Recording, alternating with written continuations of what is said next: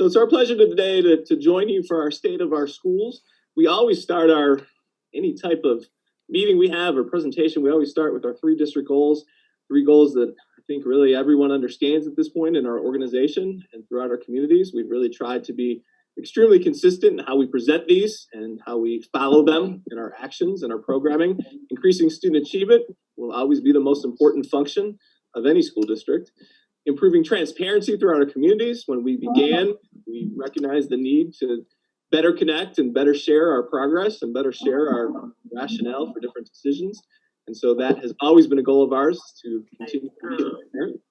And then finally, practicing fiscal responsibility. We knew that when we started as well, certainly the perception in the community was that we had a ways to go in this goal. And I think as we go through this presentation today, you will help hopefully understand that we have made quite a bit of progress in our fiscal responsibility measures. We could not talk about 2020-21 without talking about the COVID era, and we definitely are calling this the COVID era. I'm gonna go ahead and play just a brief snippet from my welcoming speech to our staff. Now, this is all the way back in August, and in all honesty, I wish that some of the words that I shared in this speech that you're going to see in a second had not come true, but I also think that you'll understand. Can we all mute, please? There's still some feedback. It'd be great if everybody can take a look and look down at their keyboards and their monitors. Make sure we're muted, please. So it would be great if these words had come true. We've still got some feedback there. I think we got it. Okay. Let me start just again to preface this. So these are some words that I shared with our staff back in August as we looked ahead to educating our children and our students in our COVID era.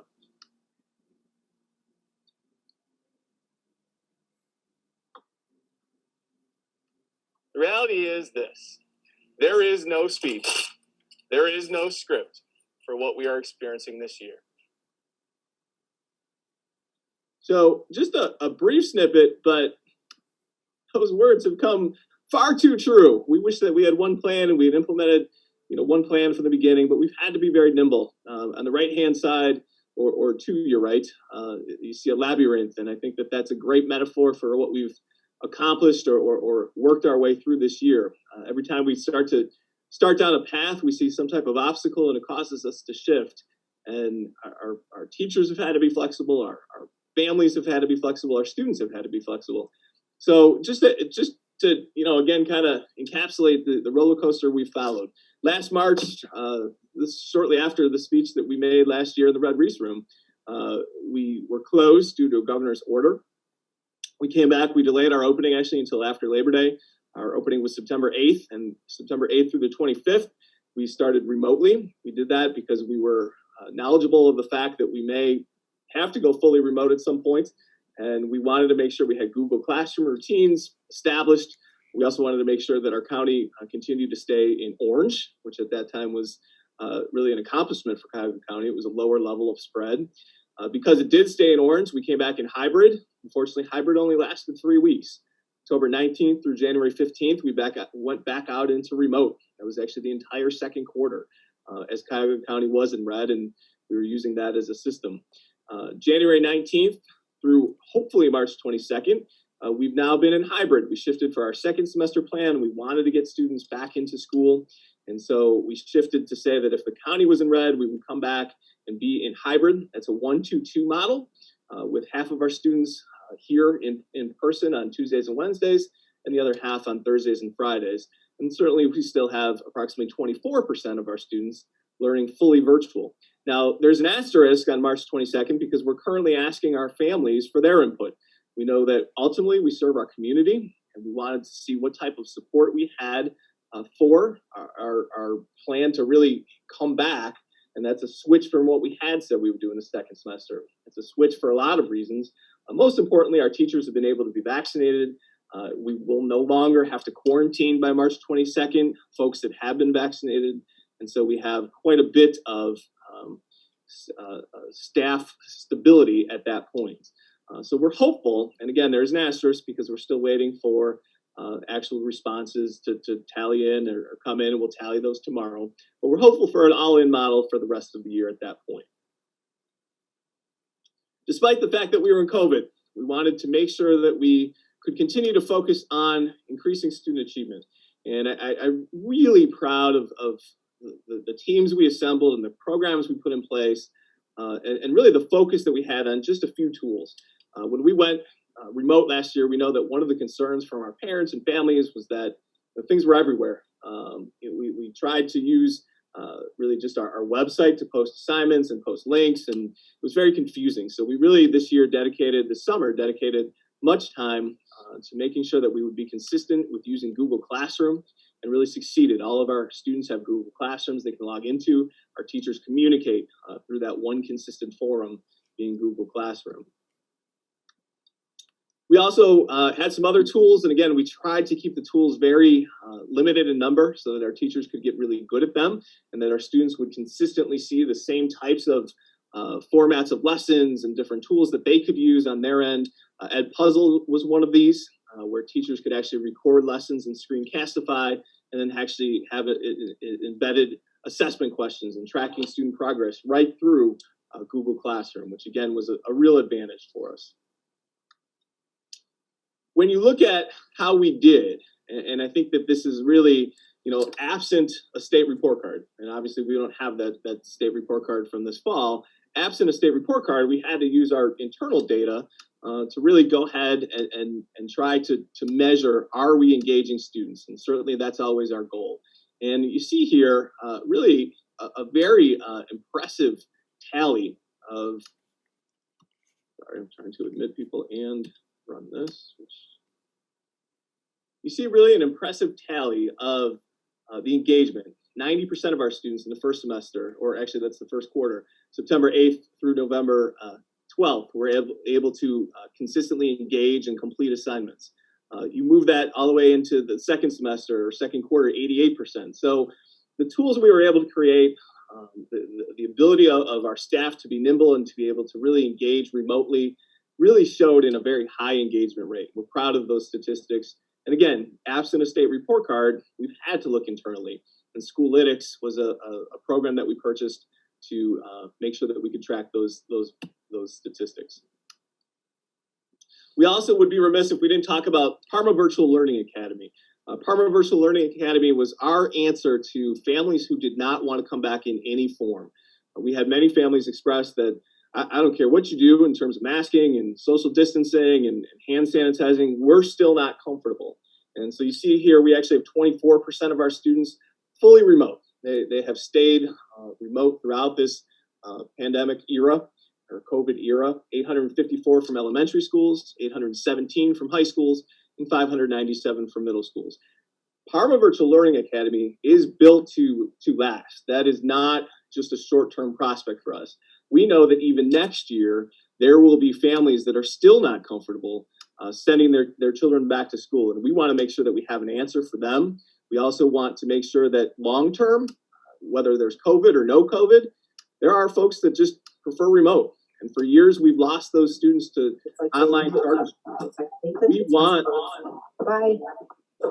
somebody. Thank you. Mute somebody. All right, I think they're muted. We want to make sure that we have that long-term answer for them as well. And so that's what Parma Virtual Learning Academy is. I also want to make sure that folks understand that that's staffed by our teachers. So we're very proud that, in some districts, they handed them Apex licenses, or they said, people can stream in. That's not how we did this in Parma. We dedicated our staff and really recreated master schedules through all of our schools in a very quick timeline in August, so that we could serve our students with our teachers that were solely focused on educating people remotely. So we're very proud of the work that Rochelle Porter, who's our director, and her staff have done in Parma Virtual Learning Academy. Throughout COVID, we have continued to focus on being fiscally responsible as well. And certainly all of you who have businesses or governments or anything that you might be operating, I should say, of the importance of cleanliness, you know the importance of safety and health, and you know that there's a cost with that. We've been very lucky in that our federal government and our state government have really offset the costs that we've seen. To date, for measures such as masks and hand sanitizers, you see this picture here. This is, could nicely be called a fogger, but it's actually Clorox 360, which does a phenomenal job of really making sure that we are cleaning at a very deep level all of our furniture throughout our district. That happens actually as often as it can, but at least once a day. So when you pool all of those costs for personal protective equipment, that was a $1.65 million price tag. So we're very grateful that our state government and our federal government have recognized the need to make sure they've provided that funding for us. We have some friends on today, and I'm going to brag about them for a second, then I'm going to ask all of us if we can just kind of do a Zoom quiet clap. Our emergency food distribution has really been a gem of what we've been able to accomplish during COVID. Mr. Gorman is our leader there, and he'll be on some of your screens. If he can wave, Mr. Gorman there. And Ms. Kay, Claudia Kay, is the leader of the staff there as well. She's the union president for our cafeteria workers. The job that they have done has been nothing short of inspiring. Our emergency food distribution, which currently is happening on Mondays and Wednesdays, to date, we've served almost 1 million meals, actually 994,000. Mr. Gorman informs me that by Monday, about midway through the shift, we will hit our 1 millionth actual meal that we are providing to families of Parma. The Children's Hunger Alliance actually named our program the Summer Program of the Year. So congratulations again. And that's just really us coming together, led by Bob and led by Claudia. And I want to make sure I continue to emphasize it's their work. They have come together. I think every day they put their hands in and they say, no child hungry. And it's just a beautiful operation that they've had, and we're extremely proud of that. They also partner, and they have partnered with the Greater Cleveland Food Bank, which has actually been a great partner for us. 1,900 pallets of food have been distributed also through that food distribution. So congratulations, Bob and Claudia. Thanks for being on here today. Extremely proud of the work that they have done. And most importantly, it's been a lifeline for many families. As you work a line and have some conversations with folks, the grateful nature that they come through with is really heartening to see. So thanks again to Bob and Claudia. If you guys can just give one more wave, and then let's everybody kind of give them a Zoom clap. If you can see, really been a success during our COVID year here. We also always try to be transparent. Let me let a couple more people in.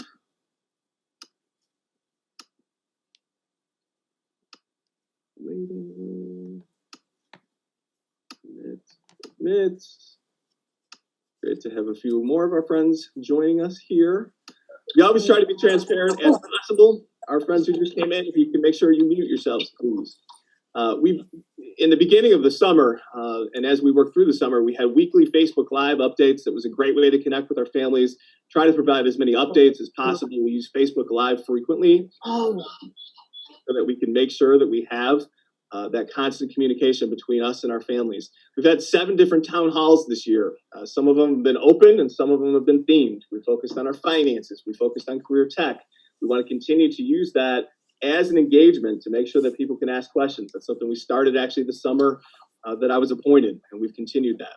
We've also, and I'm very grateful to Phil Kish and his team for making sure that they're also now sending out PCSD in 60.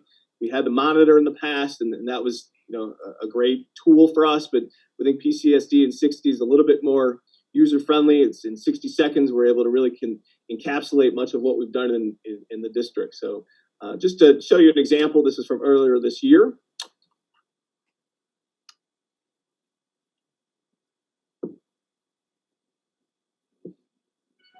This week on PCSD in 60, we continue honoring Black History Month. The students at Parma Park share the words of Dr. Martin Luther King Jr. and reflect upon what they mean to us today. The Educational Service Center of Northeast Ohio, under the tireless leadership of Jennifer Dodd, and the pharmacies of Giant Eagle combined to provide an incredibly smooth process for our staff vaccinations. We're grateful for this opportunity because it will help us to bring all of our students back to a 5-day week. February is Career and Technical Education Month. This month, we are celebrating the success of these unrivaled programs that provide students with both industry credentials and college credits while earning a post-program placement rate of 98%. Our culinary students are prepping 3 fabulous entrees, including beer-battered cod, pierogies, and macaroni and cheese for the annual pierogi dinner. Sword and Shield looks forward to serving the community once again. Catch us next time on PCSD in 60. And again, that's great work from Audrey Holtzman and her staff, her department. That comes out every week and is a great summary of what we have been engaged in throughout the week. It is on the Chamber's page, and I really do appreciate the work that Mr. Kish has done to make sure that comes out. It's also available on any of our social media, so please join us if you're not following on any of our social media so that you can get those updates. Now, that was all COVID, and we're proud of the work we've done in COVID. We're proud of the way we've navigated the many challenges. As I said at the beginning, it's sort of a labyrinth of challenges and obstacles that we've had to navigate. But we also still focus on overall achievement, right? I mean, COVID will end, and one of the programs that we actually have clear results from is Career Tech. And Career Tech, despite the fact that we didn't get a normal report card, Career Tech had a report card. And Career Tech is under the leadership of Kristen Plageman. She's done a phenomenal job of making sure that we have such great opportunities for our students. If you look here, these are just, you can't speak more highly of these numbers. I mean, they really are all A's, in all honesty. So our technical skill attainment, that means how many of our graduates are passing certifications and passing their web exams, meaning getting actual industrial certifications, 93%. Congratulations. Post-program placement. And again, if I'm a parent and I want to say, listen, what are you going to be able to provide for my child at the end of 4 years? Well, guess what? You put them in a career tech program, 98% chance here, you're going to be in an apprenticeship, you're going to join the military, or you're going to be enrolled in a post-secondary education. I just think that's a phenomenal statistic, and we cannot brag enough about that. Career and post-secondary readiness, 84% of our career and technical education students are prepared for higher education. So again, just continuing to show extremely impressive results, and Kristen works tirelessly to make sure that we have a great enrollment, great program, and great instruction in all of these programs. This year, there are 3,001 enrollments.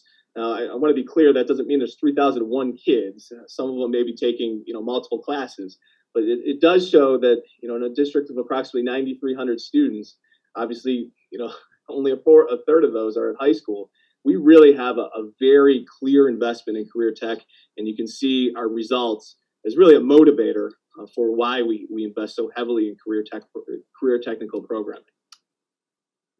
We also started this year, and we're proud of this, an ACES Center. This, if you remember, the low light of my Parma career, pre-COVID, the low light of my Parma career was when we looked at transforming Renwood into a center for students with autism. We quickly backed out of that, and the community helped us to understand the importance of making sure that we took more time and engaged better and had just a better program outlined.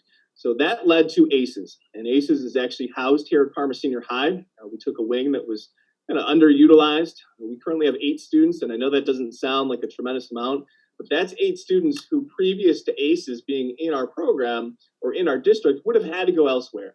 And part of this was always about keeping our students, being a one-stop shop, keeping our students in our district, providing anything that a family could possibly need. So this is under the direction of Robert Hoon and Caitlin Sabo. We congratulate them. This is in the northeast corner of Parma Senior High. And really one of the other pride points here is that they partner with the Teaching Professions program right at Parma Senior High. So this is our career tech students going down into ACES and really learning about, is this a path I want to take? Do I want to potentially be an intervention specialist, a teacher for students with disabilities? So ACES is really a gain. I know this is the launch year, and it's a difficult launch year, certainly, given all of the other obstacles that we faced. But for 8 students to be in Parma and staying here with our teachers and our principals in our buildings, that's always what we want. And so we're very proud to tell you about ACES. We also have Parma Alternative Secondary School. This was one of our beginnings several years ago. We had ended this before I came. I wanted to make sure that we resumed it. And under the leadership of Jeff Cook, we have now had 49 graduates. We're on track for 60 graduates. These are students who were, the proverbial square peg in a round hole. they couldn't fit into what we were doing. Some of them were with us and on route to dropout or expulsion. Some of them had been gone for 3 or 4 years and decided, I can't do what I thought I could do without a high school diploma. They've come back to us. So we're very excited and really proud of the work that these students have done and our teachers have done in past to make sure that we're correcting a pathway. We all know the value of education. This is 49 families whose trajectories are changed for the duration of their lives. And we're very proud to be able to provide that service and that education for them. This year, we also saw a need to begin to look at some of our youngest students, students that would turn 5 in that really sort of tweener group. So between May 1st and September 30th. In the past, these were students who either would A, leave us because we weren't going to admit them based on birthday, or B, terrorize our kindergarten classrooms because they simply didn't have the foundational skills to be successful in kindergarten. We started this year for specific to those age months, the Kindergarten Launch Academy. It's really a focus on foundational skills, and it's a 2-year commitment. So we're laying a better base for these students to become successful over a long term because of the 2 years. They do the KLA program this year. Next year, they go into a kindergarten program and hopefully have far more success because they've got a year of full-time instruction underneath their belts. From an improving transparency standpoint, we always track these statistics. We want to make sure we're engaging. We want to make sure we're connecting with our community everywhere they are. And I think that's probably the biggest message that we want to send. We're going to find you somehow. If you're on Facebook, we're going to find you. If you're on Instagram, we're going to find you. If you're on Twitter, we're going to find you. And you see our statistics there. We're proud of that. We started actually this year several more outlets. YouTube is a channel that we have now. We also started on LinkedIn, and then certainly our website, which was actually recognized as best of the best in the state of Ohio, which is really a high honor, obviously, combined with the feeding program that we've talked about before. Just some great accolades for our staff here at Parma Senior High. A website, you see 688,000 visitors have gone to our website in the last year. We also want to do a little bit more with a gem that we think is underutilized. There's this big field. It's kind of over by, well, the new Chick-fil-A. And if you drive by it on about 97% of days in a year, kind of just looks like a warehouse. You can't even see the green. You don't really even know what it is. That's Byers Field. That's the second largest football and soccer complex in Cuyahoga County. We haven't utilized it enough. Now, we had these plans in the works last year, but unfortunately, again, COVID sort of put everything on the back burner. But we want to again use Byers Field as a real community centerpiece. On March 27th, we have an Easter egg hunt coming up. If you can donate eggs, we would love that. We need 37,000 eggs to make this a success. Please drop those off here at our central office. We're also going to have family movie nights on July 1st, 8th, 15th, 22nd, 29th. We're partnering with our cities to open up Byers Field. And we have a state-of-the-art scoreboard, just bought that several years ago with some permanent improvement funding. And we'll have family movie nights in collaboration with our cities, open to the entire district. And we're looking forward to some great summer nights under the stars. Folks are going to bring their chairs and we'll pop some popcorn and they'll have the opportunity to sit back and watch a movie on our state-of-the-art scoreboard. From a fiscal responsibility standpoint, we wanted to show a few statistics here, and this tends to be where people start to gloss over a little bit, but it's important that we do watch. We watch very carefully how we spend taxpayer dollars. And since 2018, beginning in 2018, we've tried to make sure that we put as many resources as possible into our schools. Not here in this big ugly white building on 54th where only adults are. We want them where our students are.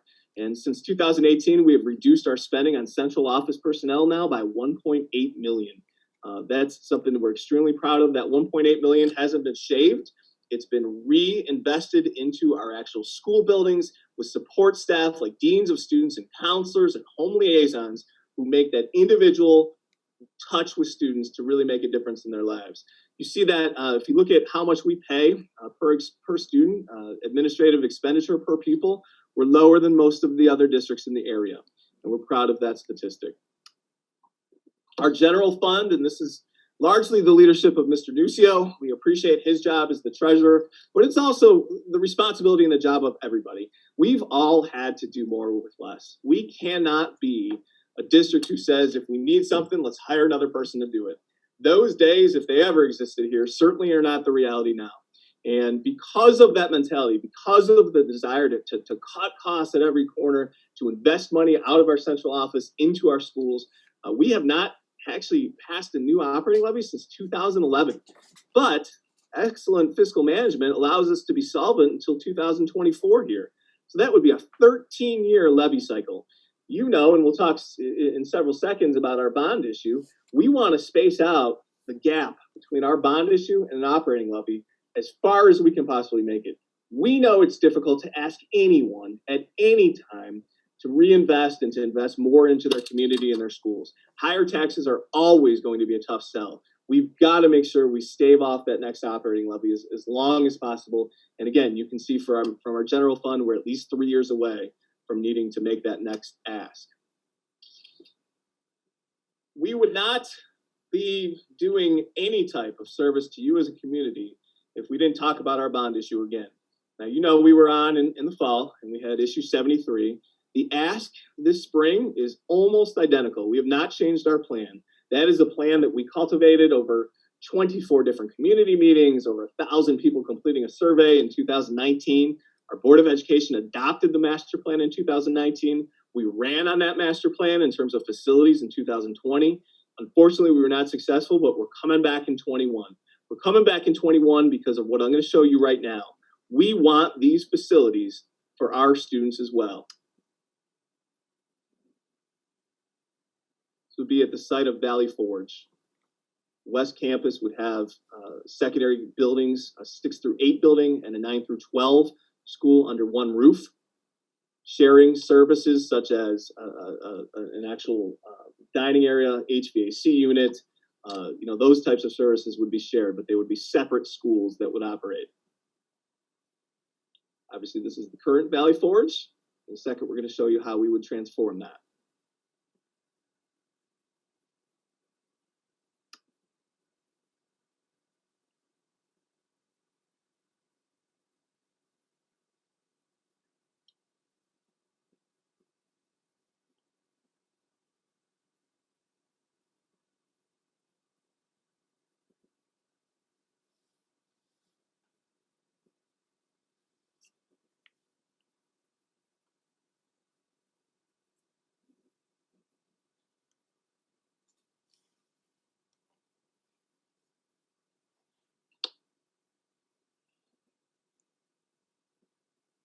So flies out over here, the drone footage. We're going to be able to show you how, again, it's very separate. And we want people to understand that as you're engaging in conversations. Yes, it's one campus. And certainly the fewer campuses we operate, the more fiscally responsible we can be. But it is 2 schools. And you see that here. You see your high school campus up here. You see your middle school campus down here.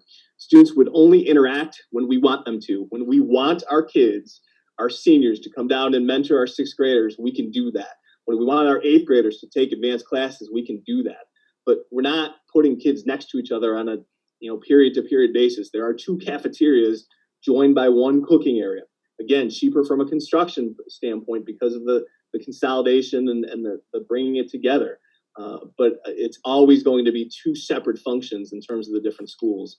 We were able to lower the millage, and that's an important conception too. We're at 6.5 mils in the fall. We'll be at 6.3 mils this spring, and we're really grateful to the lower interest rate for that change. That is not, we haven't changed the plan. It includes the same asks, the same amenities that we wanted in the first go around here, but a lower interest rate allowed us to take 0.2 mils off. It's $18.38 per month per $100,000 home. We know that most homes are over that, but it's also an easier multiplier.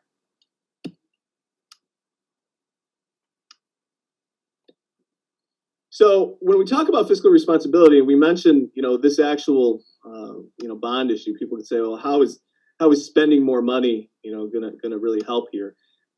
This is what the Ohio Facilities Construction Commission put together for us several years ago.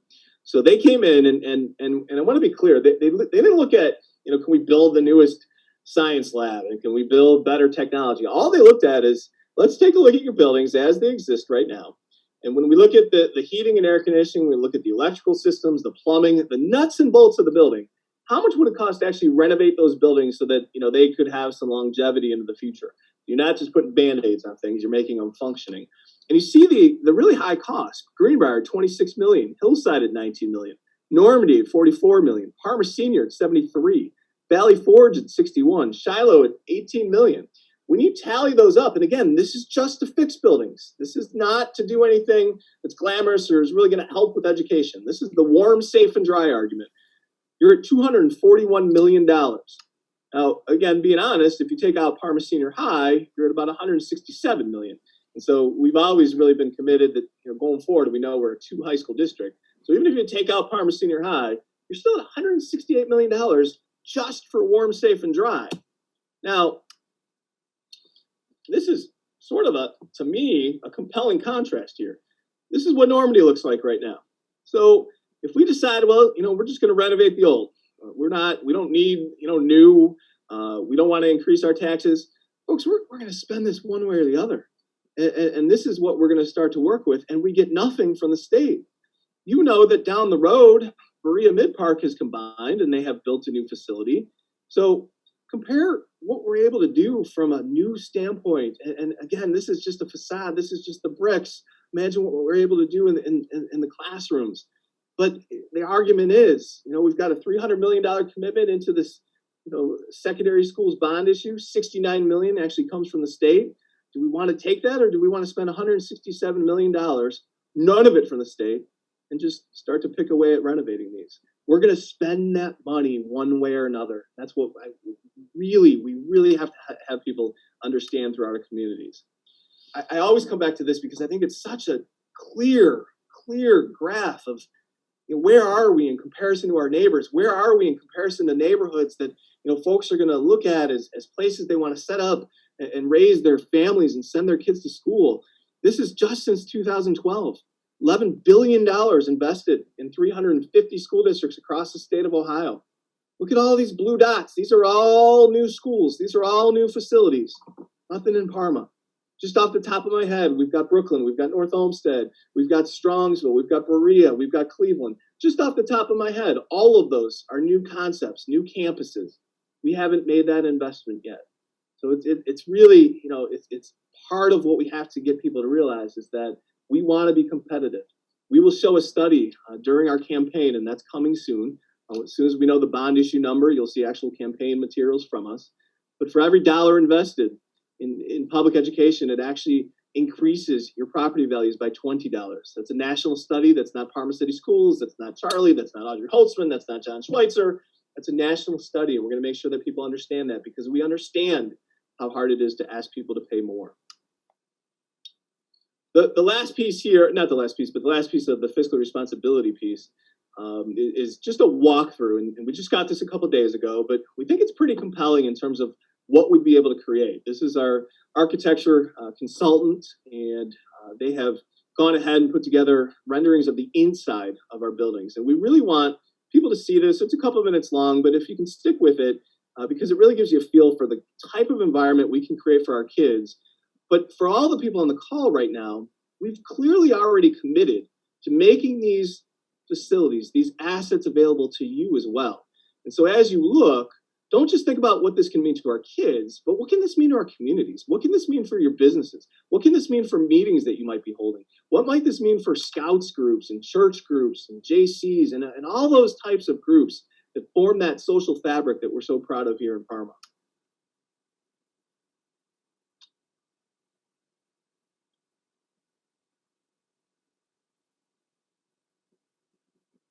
This would be the East Campus. So this is on the Normandy site.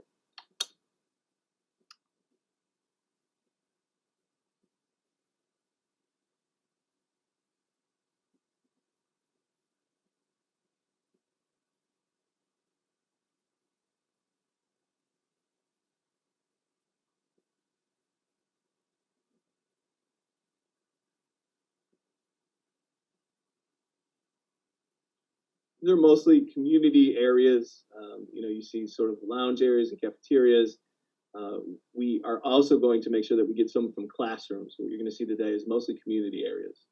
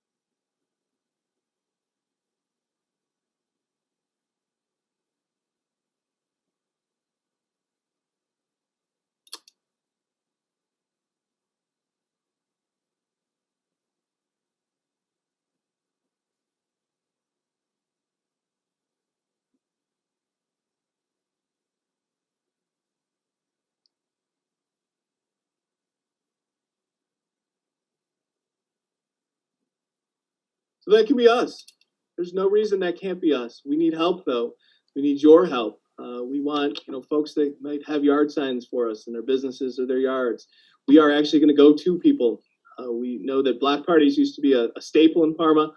We know that that's kind of slowed since COVID, but this spring, starting in late March, we're going to get out and actually we'll bring donuts, we'll bring juice. All we need, friends, is an address, and we need you to control the invite list.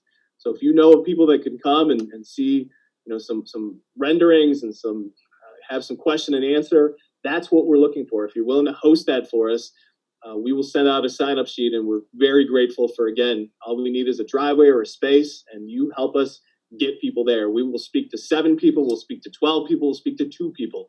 We have to get word of mouth. That has to be an important piece. If you're somebody who's comfortable on social media, not necessarily getting in an argument, but just every now and again dropping a fact in, we can use your help with our social media campaign. We can also use your help with chasing recent grads. We had almost 50,000 voters this fall. We know that we're not going to have 50,000 voters again, so that means our yes votes are that much more important. So if you're able to help us chase recent grads, again, we'll send this out through a chamber email for folks that might be able to help us with this. Now, before I advance and really get to sort of some closing remarks, I want to make sure that we thank our board members. We can't do all of what we do on a day-to-day basis without the trust and the empowerment of our board team. And we want to thank today, 4 of them are with us. John Schweitzer, our president, Steve Vaughn, our vice president, Amanda Karpus and Cindy Bratz are on. And when we get off of this video, we'll be able to see them and thank them again. They empower us, they trust us, and we're able to make sure that we make great decisions for children. We could not do that without their tireless support. Mr. Christ is also an excellent board member who couldn't be on today. I also want to make sure I thank our assistant superintendent. I didn't mention her by name, but everything we do from an instructional standpoint comes from Tiffany Stropko. And the gains we have made, the programs we put in place, it is all testimony to her tireless efforts and her expertise. And we could not be the healthy, functioning organization, improving organization that we are without her leadership. So we're going to end today, and then we'll take questions. But we'll end today with just a little overview, something that we actually can see in the day of a life of a Parma City Schools employee and child. Out of adversity comes opportunity. The opportunity to connect, nurture, strengthen, grow, serve, discover, master, create, compete, invent, pivot, change, include, advance, unite, and thrive.